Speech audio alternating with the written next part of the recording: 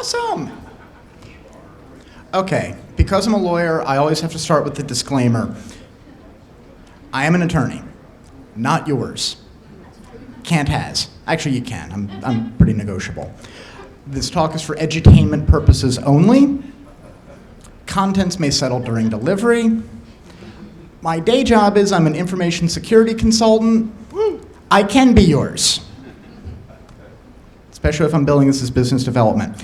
I am not speaking on behalf of my employer, our clients, any sane individual. It's just the noises in my head that I'm broadcasting to you. So why is this a problem? We're entrusting more and more of our lives, our data, the stuff about us, to systems clearly just outside of our control. Think of it this way. Your healthcare data is held by health insurers, which is held by their vendors, and the vendors' vendors, and the vendors' vendors' vendors' vendors. And it's all out there. And you don't have any, you can't get your grubbies on it.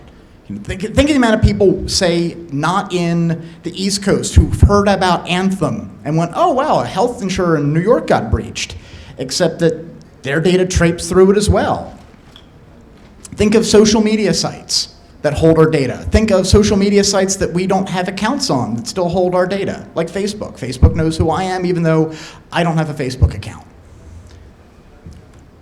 Businesses we've never heard of may hold our, think of all the various cookie providing sites that are tracking to find out what I'm buying, what I'm looking at, what I'm not looking at.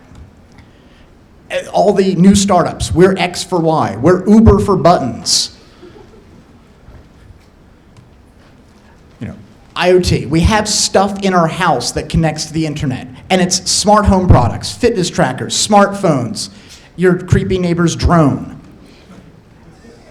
So there's all these kind of things coming into our sense of privacy, sense of self, yet breaches keep happening, right? I'm leaving this blank because why do I need to put this up there? If I did this, there'll be a new breach before I actually got to present the talk. So I'll leave this for you. I used to read breach stories religiously. Now when did you hear about that breach? Oh yeah, it was horrible. SQL injection. I can give that answer stock, and 9 times out of 10 I'm right. I'd now just check for client names to whether or not I need to go call and go, hey, guess what? Because it's nothing like having to call up a client and talk about, have you heard of Brian Krebs? Well, maybe you should check him out. I check for my own name in the breach. Like, did I have an account on that? And wait for the free credit monitoring letter. Is this acceptable or is this unacceptable? Like, on one hand, this is the tombstone mentality. This is a concept from airplane manufacturing, that there are 2 kinds of problems. Things that can result in deaths and non-problems. If it can't result in a death, that's later. Don't care, right? Who dies from a social media break? Who dies from a health insurance leak? And you can probably find a case or two. I'm thinking of one that my friend and old colleague Vlad Gostomevsky mentions, which is how certificate pinning can kill people. It's the grinder flaw that allowed radicals in Egypt to go and intercept communication from the app to Grindr and going, hey, we can beat up people. But is this really an injury or just a flight delay on our bright future, our bright cloud IoT future? On the other hand, this is not the new frontier anymore. We've been making computers for 50 years or more. We've been using computers as consumer devices for 30 years. We've had the internet for the longest time. Like, we should have some of this stuff nailed down. This isn't like, oh, it's just hobbyists. We work for billion-dollar corporations making stuff. We should be able to do this better. And opt out. You can't opt out anymore, right? Like, think of the point where you say, I'm not using that. You can't apply for a job without the internet. Pretty soon you won't be able to apply for a job without Facebook, because otherwise you don't exist. So I want to use an analogy. Products liability. And products liability is not an exciting class in law school. It is dull. But this was a problem that we as a society dealt with. Prior to this understanding, we had to show that a product was negligently designed in order for you to get recompense for an injury. And there's a problem with this. Product manufacturers tend to be a nexus of expertise and capital. General Motors knows more about cars than you do. General Motors has more capital. They have more experience, right? They have more engineers than we have in this room. You might think you know something about cars, but there's someone at General Motors that knows far, far more. Their entire career has been doing things like designing wheel bearings. They know everything that can happen. You don't. And the problem is that you can't evaluate the product the way they can, right? You go and think of your car buying experience, those of you who've bought a car. You kind of squiggle around in the seat for a minute, you play with the radio knobs. If you're a man, you kind of thump the steel and go, yeah, it's solid. How do you justify that, right? You're thumping the 8-biller, like, yeah, that's solid, that'll hold up. How that? Yeah, right? Institutional data as well. Even if you are an automotive engineer, right? And you go in and you're like, yep, you don't have the institutional data that shop that company has, right? That the Siemens versus Hitachi engine control unit. Well, the Siemens run had 1 in 5,000 had a failure. General Motors knows that. You don't. Like, unless you were an engineer on that project, you do not have the institutional knowledge, even if you could interpret it. You've got a master's degree in engineering. It's also a problem with asymmetrical power. And I'm talking about power and control, right? You can't go to the dealership and say, lift up the hood and go, oh, wait a minute, this is a Bosch fuel injection system. Screw that, I want Hitachi. Otherwise, I like the car. I like the color, I like the seat, I like the price. Swap out the fuel injection for Hitachi. And the sales guy is going to look at you and go like, yeah. Or actually, back when I sold cars, I'd just go and print up a Hitachi label. Yep, there it is. It's the SS model, extra $100. There it is.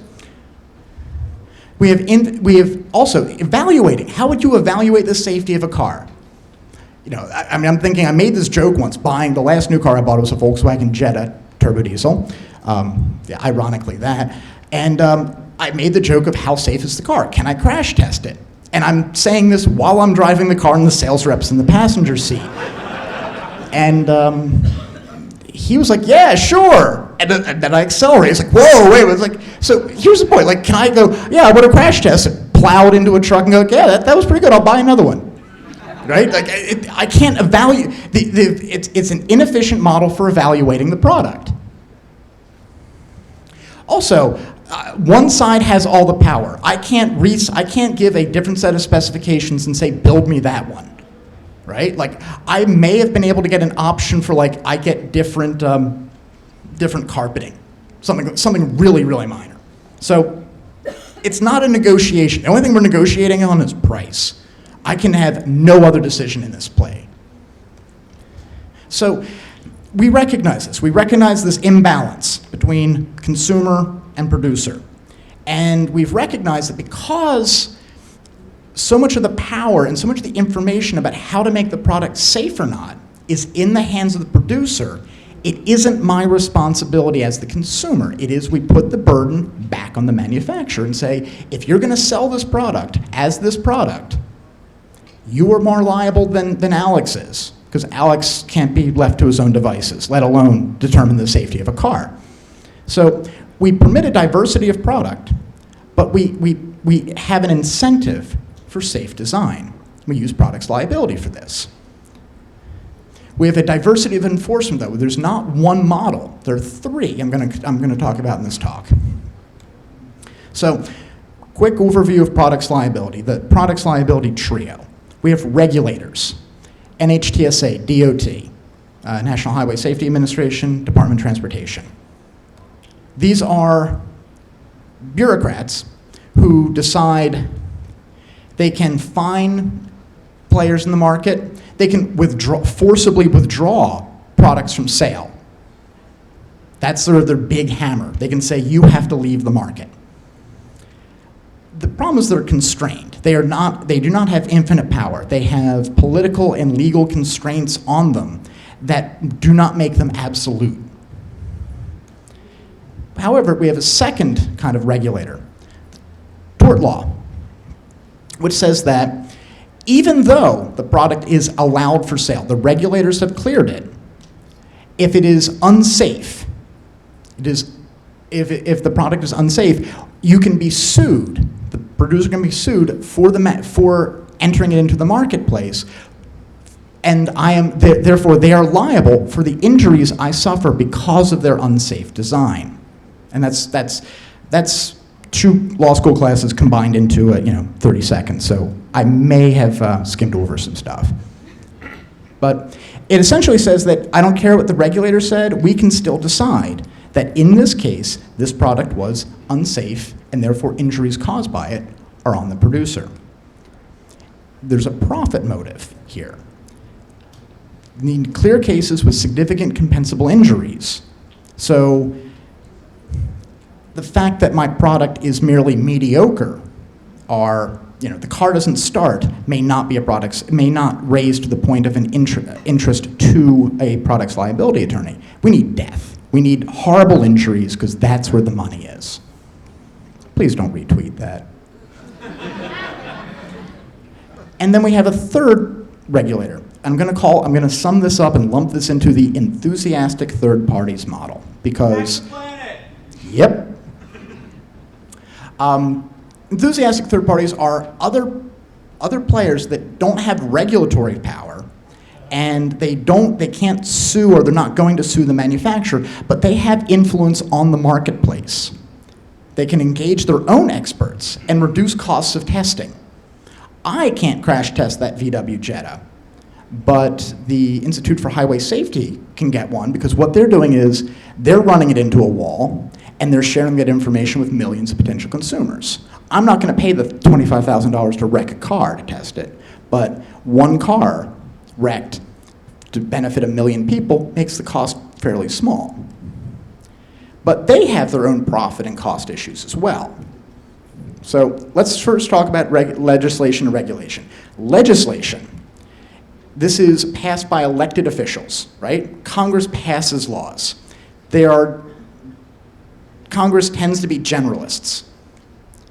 They may listen to expert opinions, but the problem is expert opinions are special interests. When you hear politicians saying, we're going to get the special interests out of Washington, when we go whine at Congress to say, don't break crypto, we're the special interest that week. So it's high-level policy.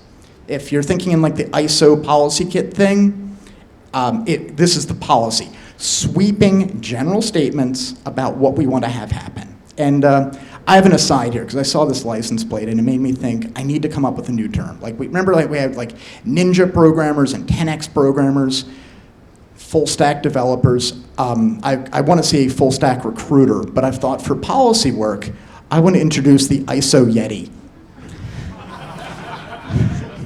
So if you're an expert writing policy, like I'm an ISO Yeti, I'm a professional. So broader, longer term statements, leaving the detail for others. Regulation. This is promulgated by appointed officials, regulators. They are bureaucrats. They are not elected, they are selected. They are experts. Outsiders are given opportunity to comment on potential regulation. And it has to be within the bounds of that regulation. It's mid-level. This would be the standards in an ISO model, right? These change more rapidly because as we learn things, we recognize things like, hey, that old standard was insufficient. For example, think of for encryption, I would come up with an encryption policy is important data should be encrypted. Okay. And then if you had an old standard, it might be like MD5 is sufficient. And then 1989 happened and it wasn't. So more detailed, shorter term, you can swap these in and out as you learn things, and you kind of whine up more about standards than you do policy. So issues for regulators, how regulators can see the world, how they can affect product safety, and how they are also limited by what they can do and what they can do. They have political concerns. All animals are equal, but some have your boss's ear. If I want to go, I'm a national highway safety regulator, and I want to say, well, these cars are unsafe, odds are that company knows who my boss is. And a high-powered lobbyist calls up my boss and goes, Alex is being a little whiny. Why don't you settle him down, right? Public relations issues. If you're stuck in the details, the nitty-gritty, the engineering, the hard kind of mathy stuff, it's hard to pitch versus them regulators want to take away your stuff. Easy sell. We at manufacturer just want to make a good product for good, hard-working Americans, but this pencil-neck geek over here wants to take that away from you. Easy sell. Regulators have economic issues. Regulatory capture. The idea that the actual regulated industry has more power than the regulator. Primarily, revolving door. You are a banking regulator. You have bills, you're a smart person, you have the ins and outs of, say, GLBA. You can leave your job at a financial regulator and work for a consulting firm or an investment house and quadruple your income. It's really hard to keep him at the farm then. And it's really hard when you realize that everyone in the room when you're talking about a regulatory issue is an ex-regulator or a current regulator. Everyone knows the language. So that's the issues regulators have. They have some power, but they're constrained by politics, they're constrained by economics. They don't have infinite resources to do these things. So next step, the tort liability. For products liability, there are three main, and really for IoT and cloud, there's really two. Design defect, which is the product itself is unreasonably dangerous design. The design itself is so flawed that it causes injury in some case. Now, the understanding is it has to fail to meet an ordinary customer expectation. So it can be reasonably unsafe. For example, firearms, motorcycles, and whiskey all can have side effects, right? They can all injure you. Some of you, the whiskey, you are personally experiencing that injury, right? But you, as an ordinary consumer of these products, recognize motorcycles can wreck, guns can go off, whiskey does not make you smarter or better looking. That's not what Jack told me. I'm not even going to respond to that.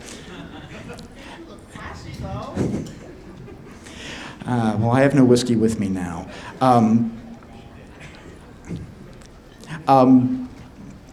Even if the regulators are okay with it, back to that, like we've entered a product into the marketplace, the regulator's like, yep, that's good enough, that meets all of our standards. A court can still say, even so, in this case, so they can kind of force the standard up a little tick. Inherently dangerous products may not be unreasonably dangerous. So back to the motorcycles are, many of the cases I've read are things like prosumer level power tools, the tools like a jackhammer. I imagine if I don't know how to use that, I will injure everything within about 20 feet of me, right? But a competent consumer of that device can use it safely. So it's unfair to say it's unreasonably dangerous. It is merely inherently dangerous. Manufacturing defect. The design's okay, but this run had some issue. A component of it was manufactured incorrectly, or something is wrong with that one. It was damaged somewhere before it got to you at the manufacturer, right? So that one is flawed. In IoT, I'm not as concerned about that because our concerns are you made a crappy product. You made a product that had fundamental security flaws in its design. It's not like, oh, that chip was good, but that chip was crap. Instead, it's like at the start, it was crap. And the third one is a failure to warn, which is the product itself has a non-obvious danger. If you had known, if we had told you, oh, by the way, whiskey causes hangovers, or that motorcycle has 190 horsepower. If you do that with it, you will Maybe die or maybe be awesome. So, tort limitations, it's profit driven. You need a compensable injury. You need to be able to show that because the product was unreasonably dangerous, you were injured by it. We need to prove that the causation of your injury it's because of that design defect. And we need a solvent defendant, because you can't get blood from a stone. The biggest problem, though, with the tort model is its long feedback cycle. And I'm going to give an extreme example. Asbestos. How many people know asbestos is bad for you? Okay. How long have we known that asbestos was bad for us? Identified as hazardous in the 1890s. Yet, we continued using it. First US lawsuit about asbestos exposure to people working in asbestos manufacturing plants, plants using asbestos as an industrial material to put into household products, 1929. And they found no liability, and they kept making it. First US regulation on point was 1970, Clean Air Act. We didn't ban asbestos in 1970. There's still ongoing regulation and use of asbestos. You know, watch late night television. Do you have mesothelioma? Call this number. And most of that litigation's outside. It comes out of the Third Circuit in the United States in Philadelphia, and it's a business model, right? If you have a mesothelioma case, it's worth a certain amount of money, to the point where I believe mesothelioma is the most valuable Google ad word. I believe it's something like $72. Yeah, it's because if you sign up for a mesothelioma case, all the lawyer really has to do is file some paperwork and you get money out of the fund, as long as you can prove that you have mesothelioma. Because why it's important is that it's a kind of cancer that only happens, or generally only happens, because of you've been exposed to asbestos. So it's why it's valuable. It's a slam dunk case.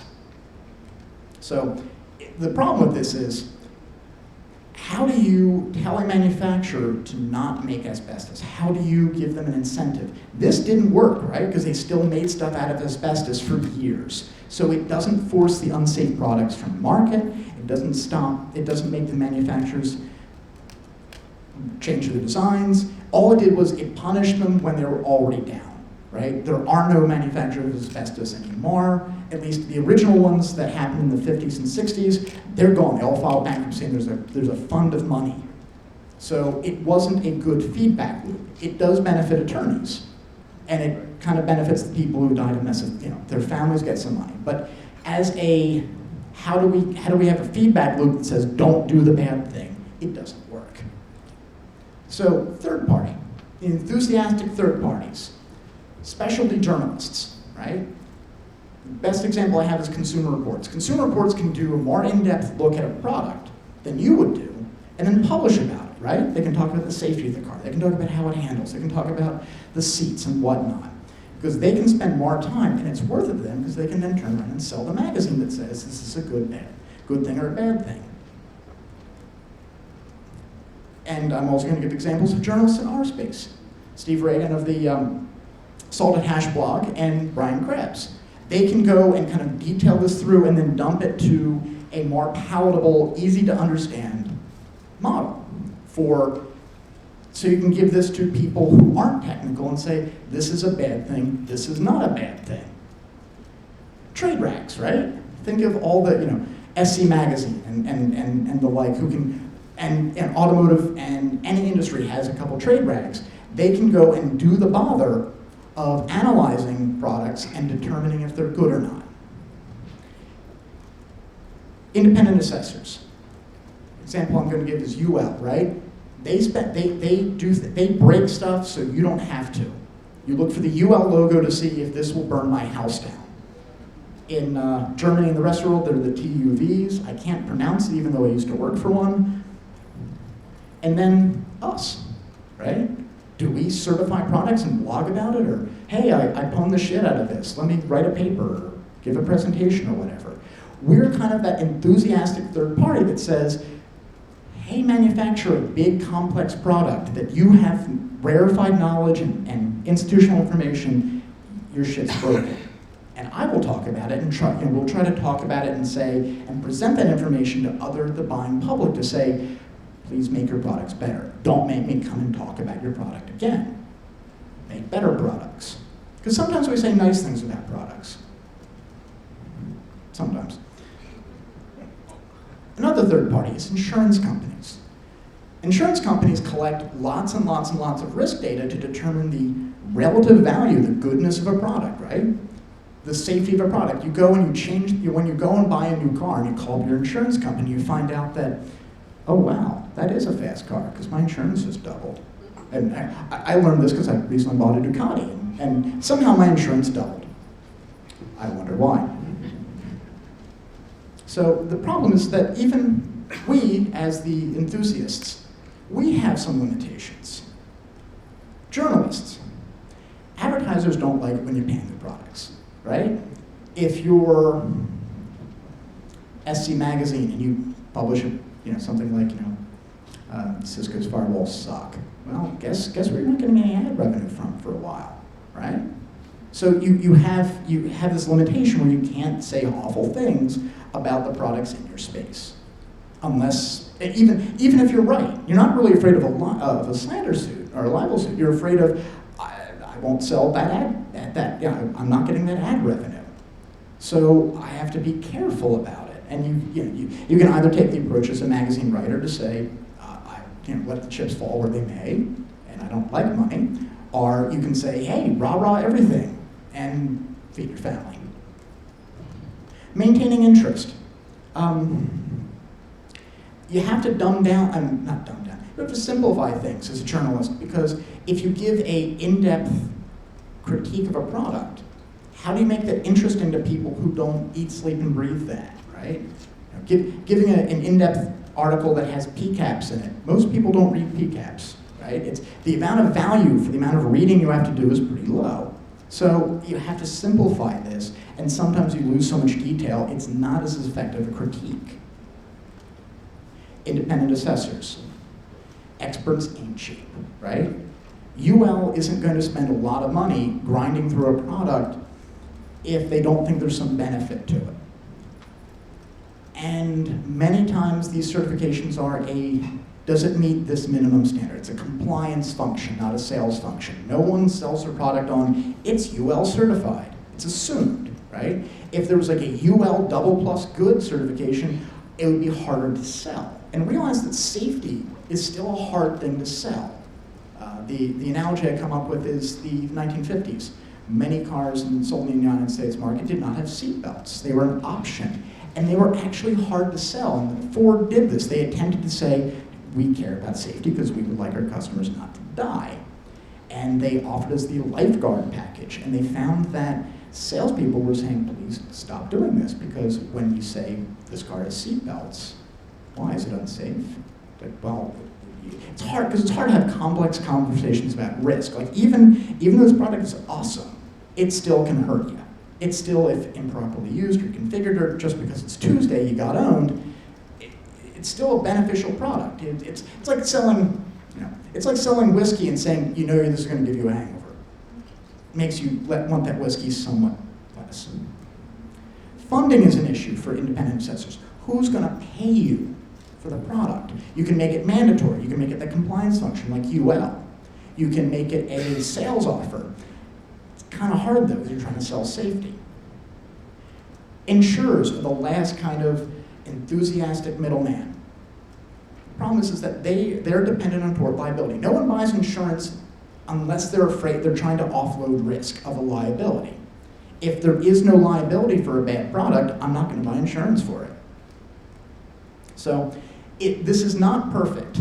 This product's liability trio is imperfect, but it works here, right? We still manufacture products. We still sell them, right? There's still an incentive to make safer, saleable products. If you have a car that has a certain rate of accidents and a certain amount of products liability suits, you can balance that with how much money you're making, and you're trying to incorporate the risk of the product, the risk of the unsafe use of the product, the risk of the product being unsafe, versus how much money am I making. Like, this is a calculus done by drug manufacturers every day. We'll sell the drug, we'll make $10 billion, we'll pay out $1 billion in products liability suits, $9 billion profit. We're okay. If the drug is more dangerous and has a smaller market, we're going to sell $1 billion worth of this drug, and it's going to be $9 billion in liability. Someone's going to say, hold on that for a second.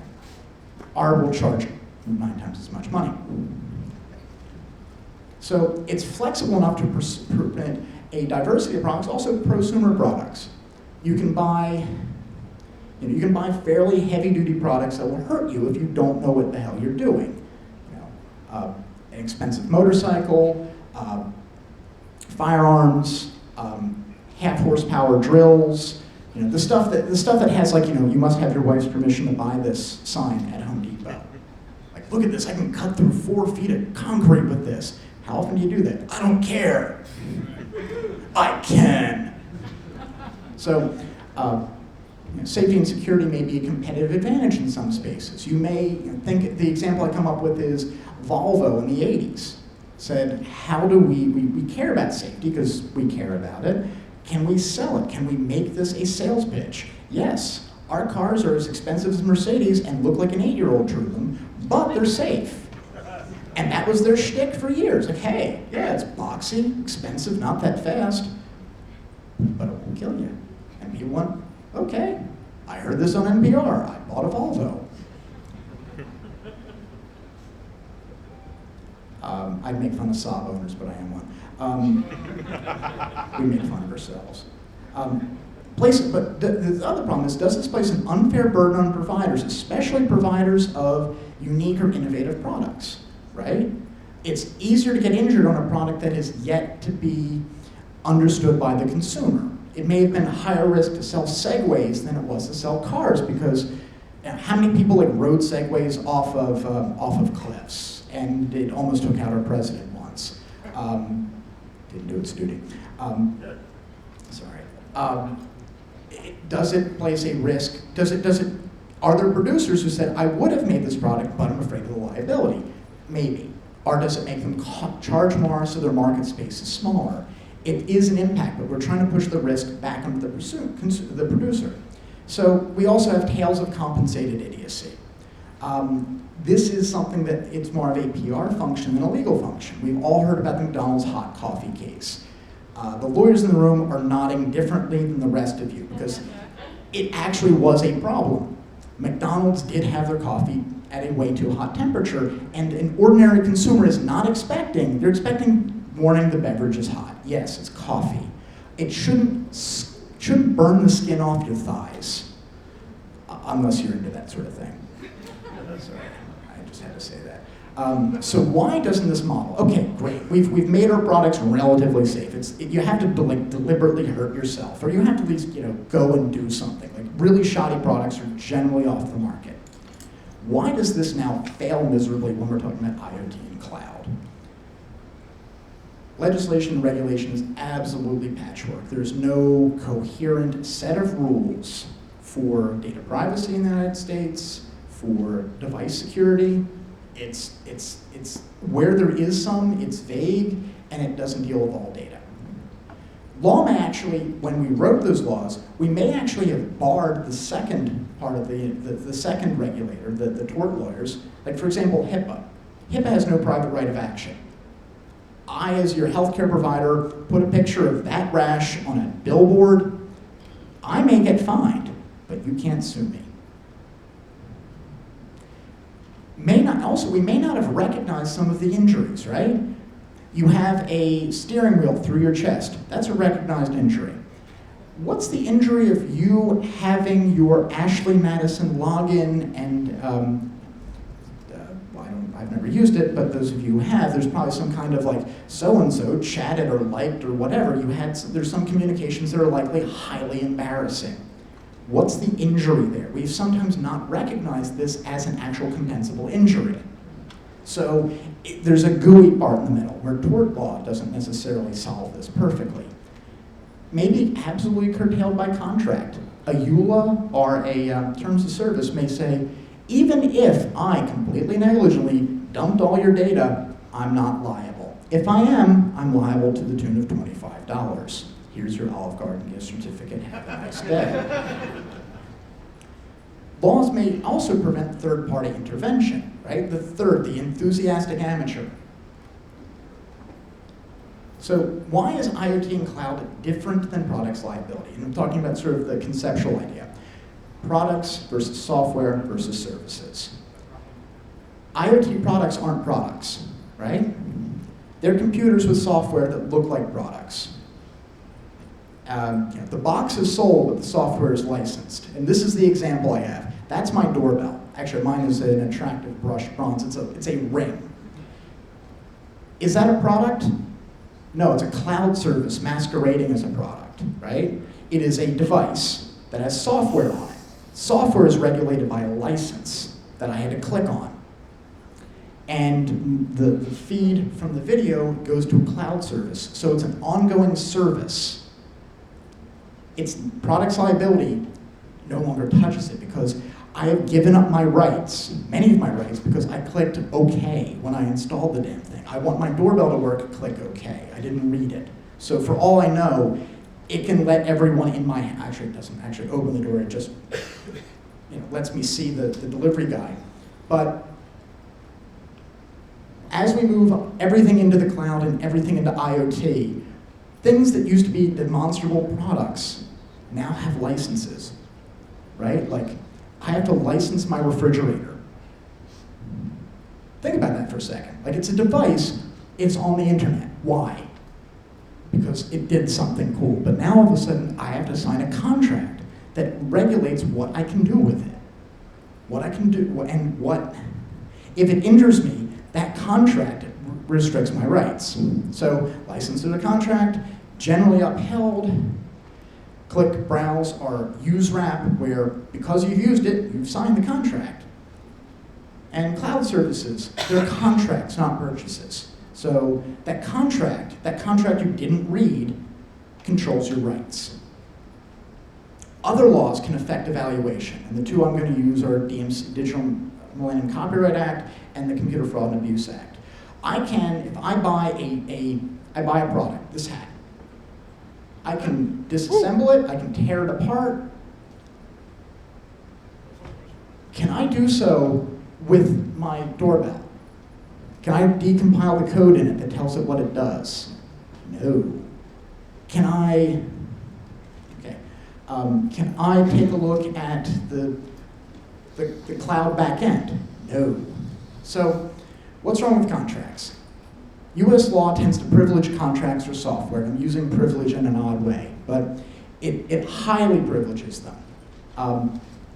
It's a right to binding contract, and there's an old case that says there is no reasonable ground for interfering with the liberty of a person or the right of free contract. You can hear the sound in the background, because that was a case where it said you're allowed to die from white lung.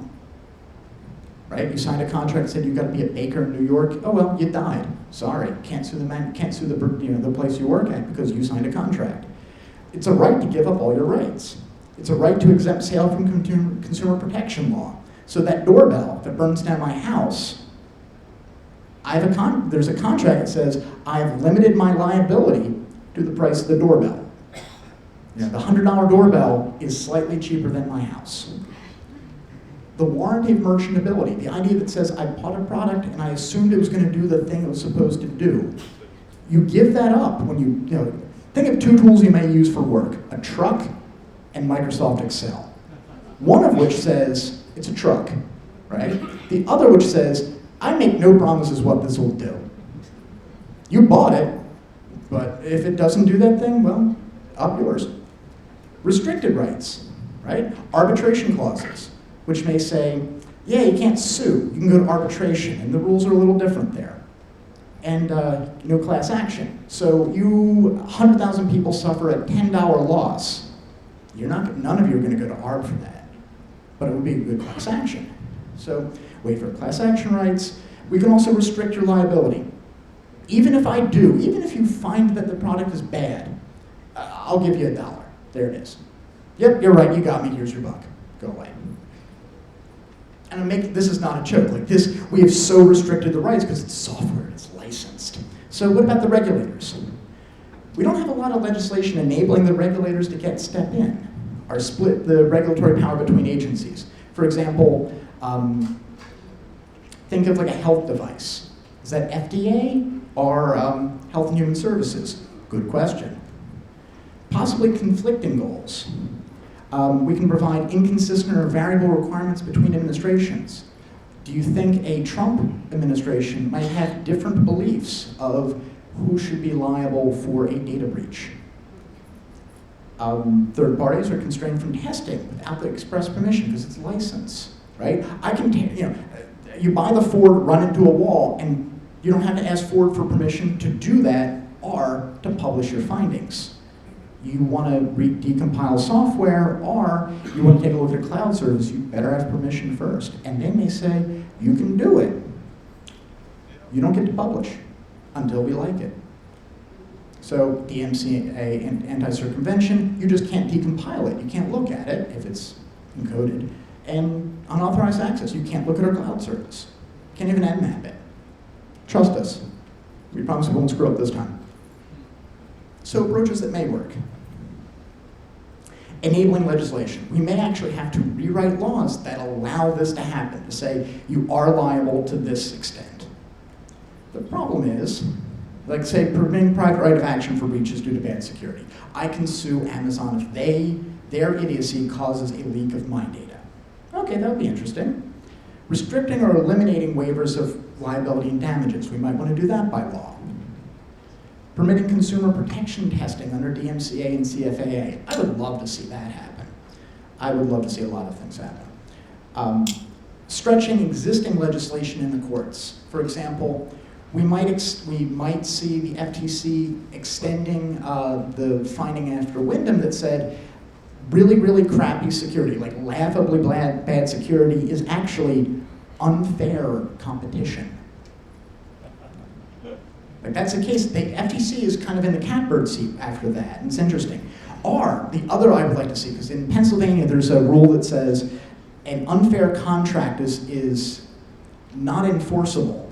So if the court decides that your waiver is too broad, they get to scratch the whole thing out of the contract. So it's called the red pencil rule.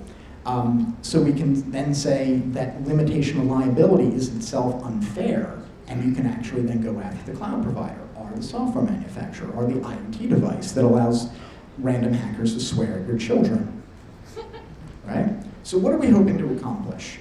We want to incentivize secure products and services. I'm not doing this because, yay, I want to have tort law in this space. I don't want to make my money that way. And I don't think a lot of people want to make their money that way. But I want to punish the people who are weak because it makes the ones who want to be good a little bit better. It gives them internal ammunition to go to their heads of engineering going, look, fix these things, please. Have the cost of the products and services reflect the actual risks. Other approaches that may work. Voluntary self-regulation and certification, right? The fear of regulation may require IoT manufacturers to hit a standard. Certified, not pre-owned, I like that one. With easily recognizable logo and clear standards that say we adhere to this level. Pledge permitting recovery for failure, as in, if we've signed on to this, if we're wrong, we will recompense you for your damages. That's a part of the agreement. So it's essentially a private version of the tort law in a little bucket that says we signed on to this, we let you do this. Possibly permission to test and publish, some kind of patent escrow and granted permission under certain conditions. Unintended consequences of all this, though. New legislation may weaken privacy, right? If you're writing new laws on this, we may add a tickler that says something like, oh, by the way, national security is also allowed to look at all this data because it's 2 in the morning, we just wrote that law in, right? Liability for free stuff is not a profitable business model. Does this punish people who want to launch and say, screw it, we'll see if we have users? Well, if we're now liable, even for free stuff, does that make it harder to launch that initial going between 3 people, good idea in a dorm room, to 500 users, or 500 employees, does this stifle creativity? What about free and open source software, right? Same problem. We have stuff that we would like to produce and get out there, but it doesn't happen because we're afraid of liability. Component liability, what if my product is used in your bad cloud system? Should I be liable for your bad implementation? And who's going to determine that standard? So that's my talk. Any questions in the last 2 minutes? Got slides on that? Not yet. I have a question. Okay. Okay, we all recognize that there are third parties that we do not know, including companies like Axiom, Epsilon, and others that have our information. Mm-hmm. What's to prevent us from suing them to get them to quit making judgments about us? Right now, you're going to have to argue that they are liable to you. There's no contract between them and you. The only way you can do that is tort. Odds are, if they haven't leaked it, you don't have a tort. They sell it. Actually, they sell it, and if you want to buy the information from any of those 800 third parties that are out on the internet, you can. Mm-hmm. Right now, very few states even allow have a private right of privacy. How about the people that are victims of identity theft? If you can show that Axiom sold that data to the perpetrator of that identity theft, you might have an argument. You have to show it, though. You have to show that, but for Axiom's act. If you guys are interested in who I am, right on the internet is Tribulix. I want to sue these bastards. I'm tired of this shit.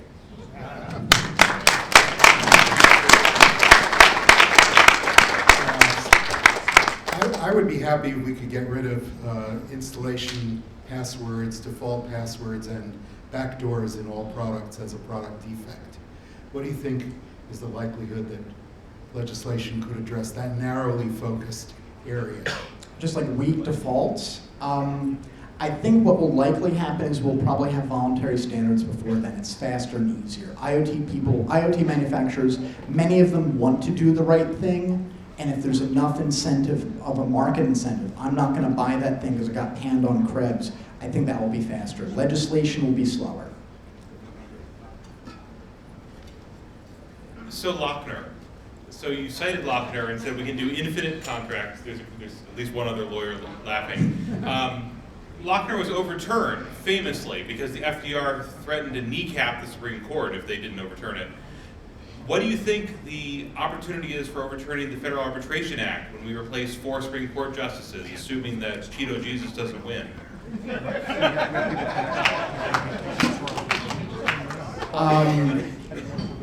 I think low, because I believe there is a pro-business candidate in both parties that would like to see arbitration remain. So I want to go back to the doorbell example. Okay. If you're required to accept the license to use the doorbell, isn't that duress which would void the contract? It wouldn't be duress. It might be a contract of adhesion because no one's forcing me, right? No one's holding a gun to my head and saying, store this doorbell. It's instead because usually the license also says, if you don't agree to this, ship it back. It's duress wouldn't work. You could use contract of adhesion which says, I was not able to negotiate my contract with Ring. What do you think about Pokemon Go? I haven't tried it yet. No liability perspective. Opt out of the arbitration clause. I got one more question. So Pokemon Go, I think there's actually an ongoing debate on the lawyer subreddit, our lawyers, about Pokemon Go and the amount of people who think that Nintendo will be held liable for injuries. And there are people who are now going to be like, I'm a Pokemon Go lawyer.